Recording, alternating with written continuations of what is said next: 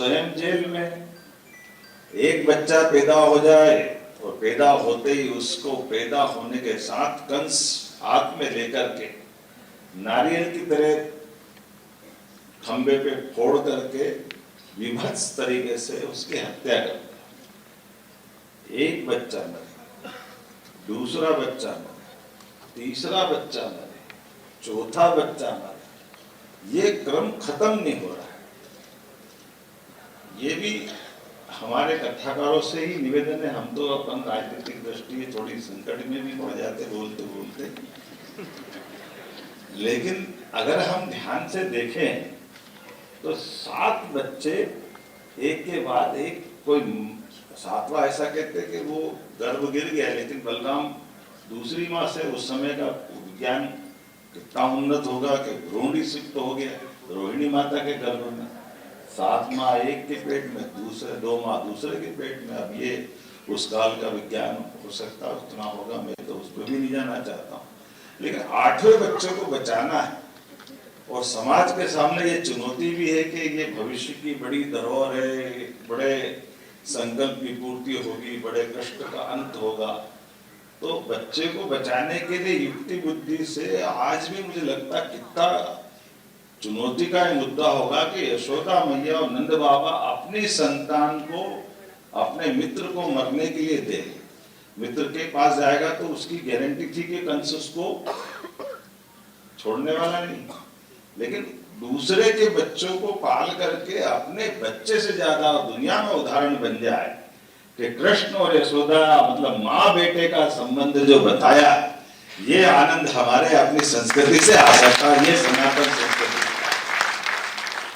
जिनके जीवन में, और हमने कभी कहीं सुना भी नहीं कि यशोदा माँ ने कभी उफ किया हो या नंद बाबा ने कभी कहा हो कि ये कन्हैया हमारा है कि नहीं, जब तक उनके पास रहा। और ये दृष्टिकोण और ये दौर हम हर बार अलग अलग प्रकार से देखते हैं। कृष्ण भगवान के जीवन से भी देखते हैं, जाने अनजाने हमारे मुंह से गलती से निकल जाता है कि जब महाभारत के भीषण युद्ध में भगवान कृष्ण दोनों सेनाओं के बीच, अर्जुन तो अपने रिश्तेदार को मारना नहीं चाहता था, लेकिन जबरदस्ती से भगवान कृष्ण चढ़ा बढ़ा करके उसको लड़ाने पे मजबूर कर दिया। ऐसे अपने मन में से मुंह से निकल जाता। लेकिन कभी ये भी तो कल्पना करें कि भगवान कृष्ण ने इस युद्ध के प्रारंभ होने के पहले 18 अक्षौणी सेना में से अपनी सेना सामने खड़ी कर दी, और वो सेना जो विश्व विजयी थी। भगवान कृष्ण के हर युद्ध में उनके सेना नायक से लगा करके सैनिक तक सदैव जीतते रहे, वो सारे सामने खड़े। और भगवान तो निहत्थे होकर के रथ चलाते हुए अपने सैनिकों को सामने खड़ा करते थे। उनपे भी क्या बीते हुई, कोई मेरा अपना सुपरिचित जैसे मान लो भाई जी और हम लोगों ने साथ में काम किया है, तो ऐसे अधिकारियों के साथ जिनको अपना कोई ड्राइवर को भी चोट लग जाए तो अपने को नींद नहीं आती, कि अपने कोई सहायक को कुछ हो जाए तो नींद नहीं आती। लेकिन वो पूरे 18 दिन में उनकी सारी सेना के सिपाही से लेके अधिकारी तक केवल एकमात्र आज्ञा दी कि तुमको उधर रहना, मैं इधर हूँ, ये आज्ञा कृष्ण भगवान ने दी। तो गीता के इस मार्ग पे चल करके उनको भी वो आनंद की जो बात हम कह रहे हैं कि सुख और दुख में स्थित प्रज्ञ होना, तो स्थित प्रज्ञ क्या होगा, इसकी कृष्ण भगवान ने केवल कथा नहीं सुने, अपने जीवन में जी के दिखाया कि अपने सामने उस बात को जानते हुए कहा कि जिसका जन्म हुआ उसको जाना है, कोई अमर नहीं, लेकिन इनका कर्म यहाँ लिखा है। उस कर्म के आधार पर उनकी भूमिका तय करते हुए कभी कभी तो सोचते होंगे कोई तो बोल पड़ा होगा उस युद्ध के कोलाहल के वातावरण में कि भगवान हमने क्या बिगाड़ा है, हम तो आपकी सेना में नौकरी कर रहे थे, हम आपके साथ थे, हमारे भी तो बाल बच्चे हैं, आप कम से कम हमको छुट्टी दे देते कि चलो हो गया जा जाओ।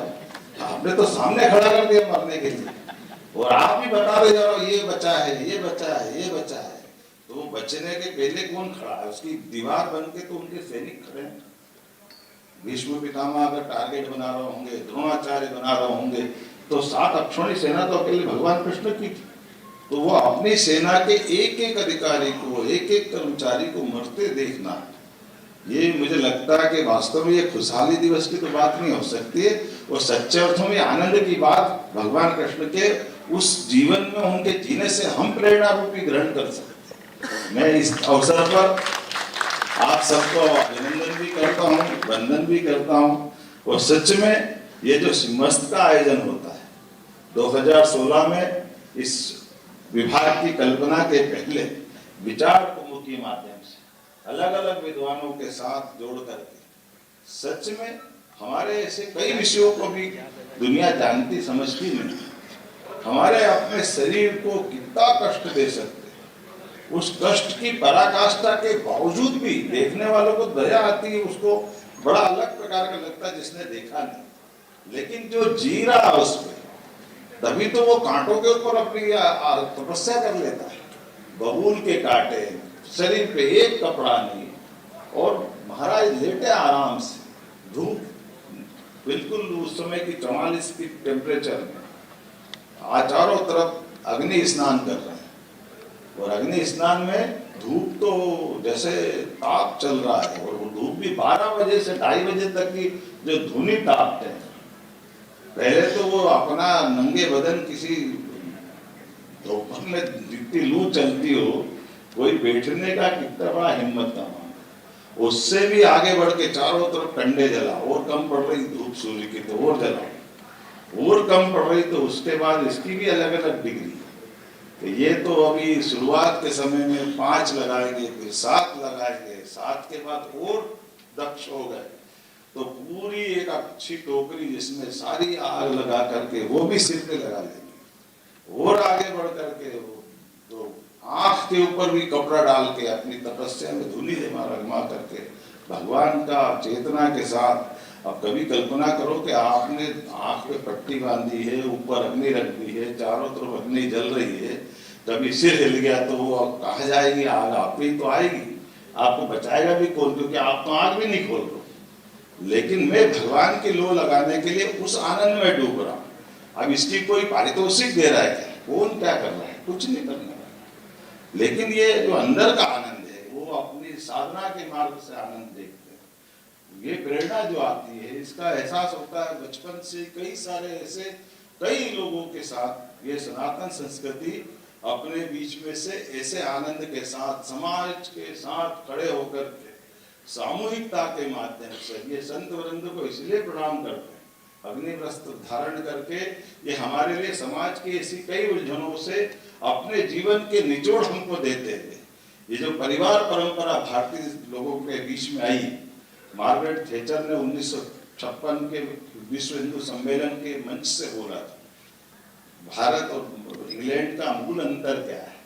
तो भारत और इंग्लैंड का मूल अंतर ये है कि भारत के अंदर एक कमाता और सब खाते, ये कुटुंब में हो सकता है, ये कहीं नहीं हो सकता है। ये वाकई आनंद का जो ऐसा जीवन का प्रसंग है, ऐसे कई सारी चीजें। इसीलिए हम जिस दीनदयाल जी के नाम पर शोधपीठ स्थापित के नानाजी को स्मरण करते हैं, तो जिनका अपना स्वयं का परिवार नहीं, जिनके अपने स्वयं के कोई काम धंधे व्यक्तिगत नहीं, 500 गांवों को संकल्प लेकर सबको स्व अनुशासित होकर के जीवन के सब प्रकार के ऐसे दादी को भी स्मरण करते, स्वयं सफल सिद्ध फार्मासिस्ट और अच्छी जिंदगी जीते, बढ़िया व्यापार व्यवसाय था, लेकिन सब छोड़ करके वो अपनी जिंदगी के बाद इस मार्ग से आए।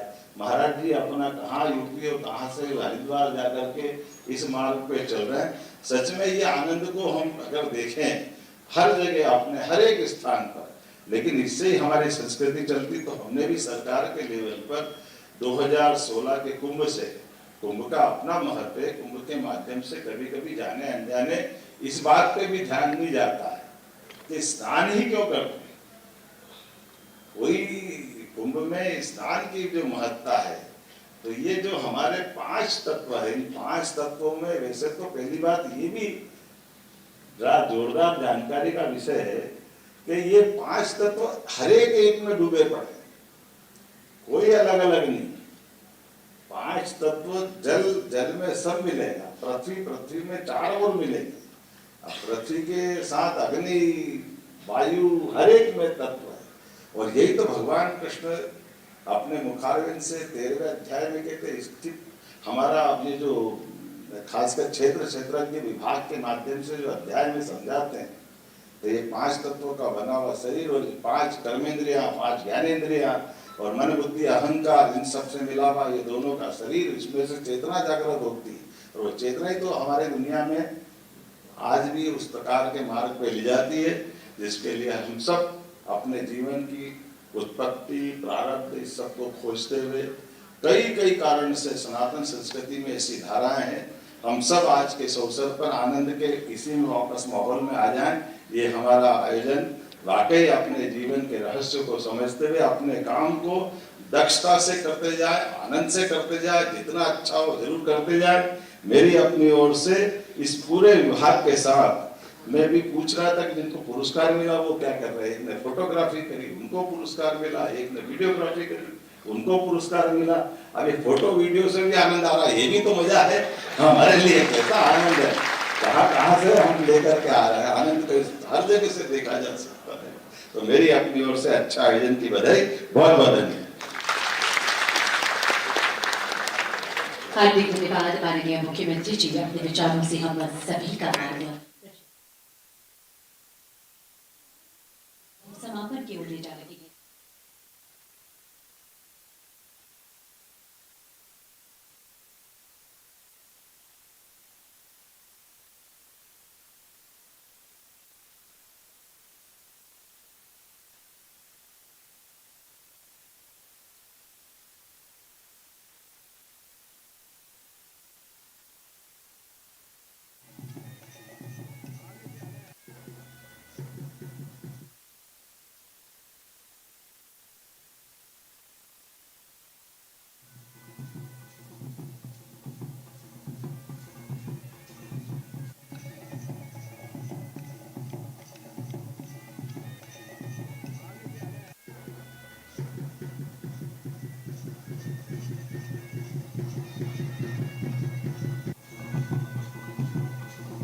सब प्रकार के ऐसे दादी को भी स्मरण करते हैं, स्वयं सफल सिद्ध फार्मासिस्ट और अच्छी जिंदगी जीते हुए, बढ़िया व्यापार व्यवसाय था, लेकिन सब छोड़ करके वो अपनी जिंदगी के बाद इस मार्ग से आए।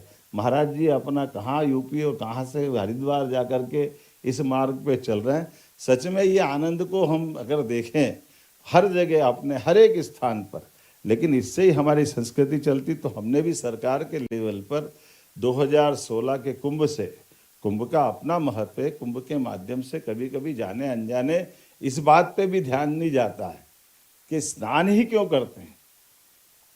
कोई कुंभ में स्नान की जो महत्ता है, तो ये जो हमारे 5 तत्व है, इन 5 तत्वों में वैसे तो पहली बात ये भी बड़ा जोरदार जानकारी का विषय है कि ये 5 तत्व हर एक में डूबे पड़े हैं, कोई अलग अलग नहीं है।